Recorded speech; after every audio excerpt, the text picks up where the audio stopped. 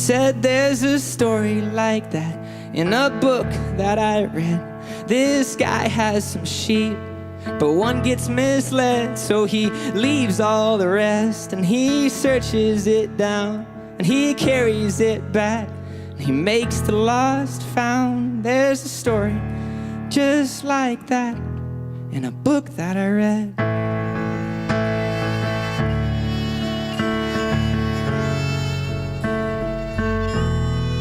Remember after Mass one day, I went up to this one guy and he had bandages over his eyes. And I asked him how he was doing, and he said, I'm doing well, I'm blessed. But he said, I have ALS, which means my body is gradually shutting down. So last week I lost the vision in my right eye, and this week I lost the vision in my left eye. So he said, the Lord's teaching me to see in a new way. He said, I might have lost the vision of my eyes, but the Lord's teaching me to see in a new way. And I never forgotten that moment. And I've thought of that whenever I encounter difficulties or challenges. That inmate taught me that anytime we're encountering something that seems hard, it may not be that we're losing something. It might be that the Lord is teaching us to see in a new way.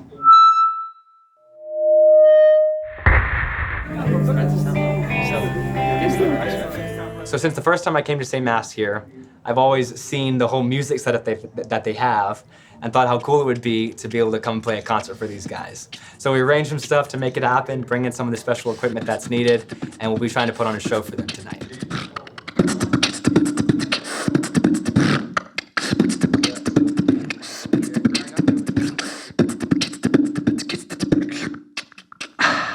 Here we go. My name is Ralph Ambuel, and I have been volunteering here at the prison for 10 years. I first started with the Colby retreats and then got more involved in doing the St. John Math classes and coming to Mass every week. And Father Dave Michael has just been amazing. It's so wonderful to have priests come in here. It's just more special when you have the priest here and he brings the Eucharistic rite there, and it's just so special. But also because of the confession. And it may be sometimes 2 or 3 months before they get to say confession, so that's a long time. But I can tell you that we've had people that come through this program. They say the recidivist rate is about, within 3 years, that 7 out of 8 guys will reoffend and come back inside. 7 out of 8. And our experience here is like, well, 1 out of 8. This is an amazing program because when the priest comes in and he blesses the bread and the wine and becomes Jesus' body and blood, it's just so precious. Finding new people to hang with, new places to be, establishing solid habits that don't cause you to reoffend. And it's tough, because we support them when they get out for 3 months. Say, we'll pay your rent and everything else for 3 months.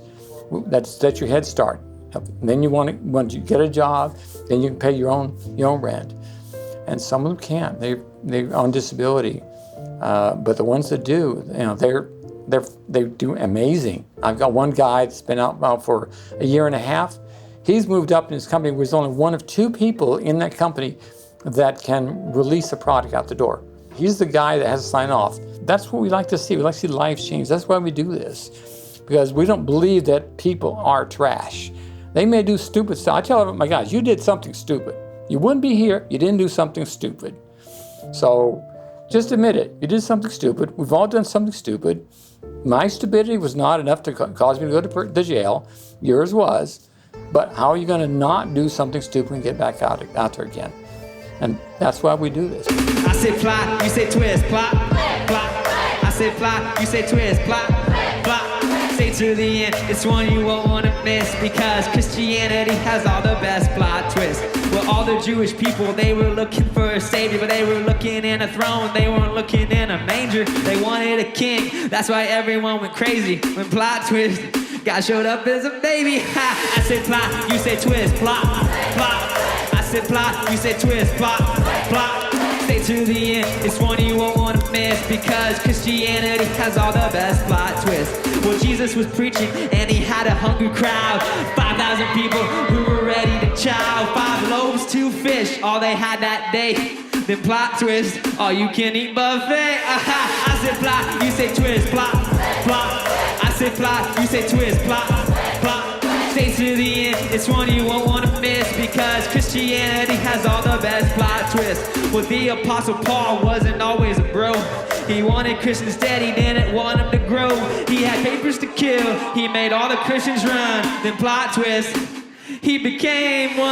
I said plot, you say twist, plot, plot. I said plot, you say twist, plot, plot. Stay to the end, it's one you won't want to miss, because Christianity has all the best plot twists.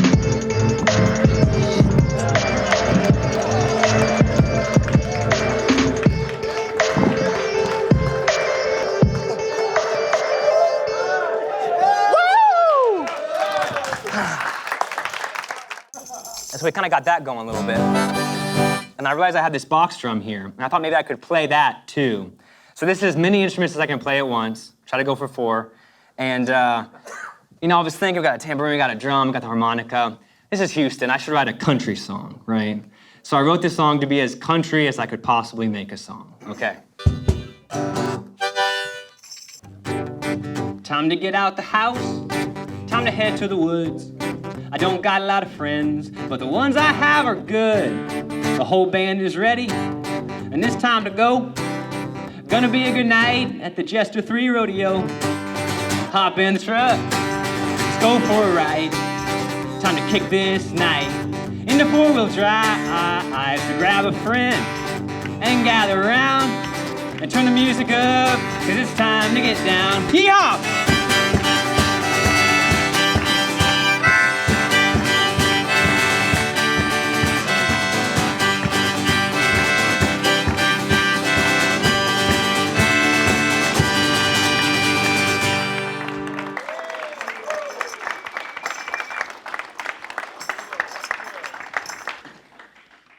We got about 50 volunteers involved on this. We get 4 different classes: social values, peer relations, life increase, and also substance use. And we also do RCIA programs.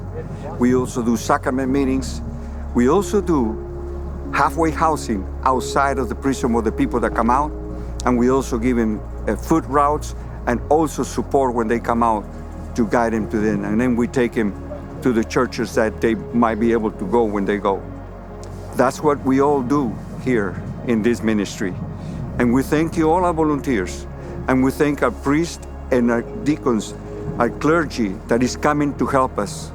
That is something very, very special to be able to do that. This means so much for us to get this team and share that love with all the people here in Chester 3. I hope you guys come back sometime soon.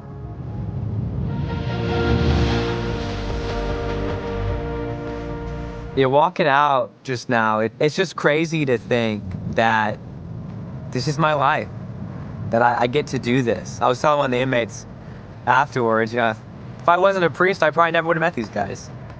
But my priesthood has taken me to all these places and led me to meet all these people that I probably wouldn't have met otherwise. And talking with these guys, you realize how common your experience is. You're all human beings, and you're all sinners in need of grace, pursuing God. I had a thought too, while I was saying Mass, that my own dad went to jail 13 times for a lot of pro-life work that he did. And I really see my father in these men. That I would hope that my dad, when there's a priest came to visit him, that he would have shown him a certain level of respect and dignity and friendship and hope. And that's what I hope I bring these guys. And I'm just so thankful to be able to be with them in this way. Afterwards, one of the guys gave me an update on that man I mentioned earlier who had lost his sight and said the Lord was teaching him to see in a new way. And they said he's actually about to go on hospice. So he's preparing for death now. And they said his attitude is what you would expect. He is so hopeful still. And he is still in such good spirits. And it's so inspiring, they said, to see him the way he is. And as he prepares to meet God, he is about to see everything in a totally new way. And I think that's the hope for all of us. And certainly being a place like this does give you a new perspective on life.